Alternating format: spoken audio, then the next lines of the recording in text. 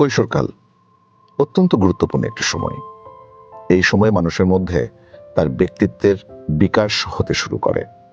তার নেতৃত্ব, তার সহমর্মিতা, কোনো কিছু বা কোনো বিষয়কে সুন্দরভাবে রপ্ত করার যে সময়টা, সেটা আসলে মূলত কৈশোরকাল।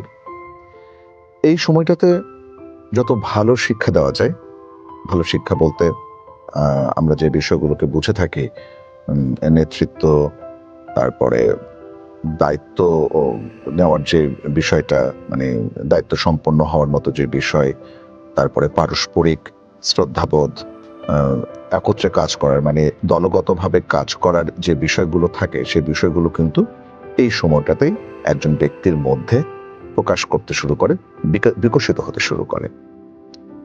আর সেই কৈশোরকালটা যদি ক্যাডেট কলেজের মতো একটা শৃঙ্খলাপূর্ণ জায়গায় কাটে, তাহলে আমরা একেবারে নিশ্চিন্ত হয়ে যাই যে সেই ব্যক্তি সুন্দরভাবে বেড়ে উঠছে। কিন্তু একজন কিশোরের মনে কি ঘটে, কি ঘটছে, তার মনে আনন্দ বেদনার যে বিষয়, সেই বিষয়গুলো কি সবসময় আমরা বুঝতে পারি বা জানতে পারি? আমার মনে হয় না।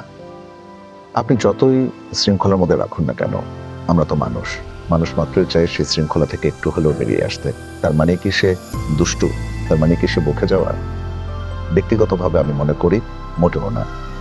বরং এটাকে বলতে পারি তার ক্রিয়েটিভিটি বা শৈল্পিক সত্তার প্রকাশ ঘটানোর একটা প্রচেষ্টা। ইকরাম কবিরের এক দুষ্টু ক্যাডেটের গল্প আমার কাছে মনে হয়েছে সেরকমই একটি বই।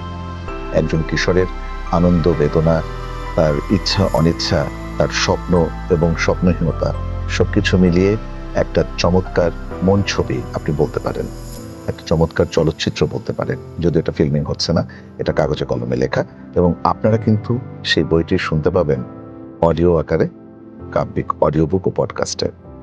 শুনুন ইকরাম কবিরের এক দুষ্টু ক্যাডেটের গল্প, কাব্যিক, যেখানে শব্দেরা জীবন্ত। থ্রিলার, রোমান্টিক, মোটিভেশনাল, হরর, ধর্মীয় বা ক্লাসিক, যে কোনো মুডে যে কোনো ধরনের বই শুনতে এখনই ডাউনলোড করুন কাব্যিক, যেখানে শব্দেরা জীবন্ত।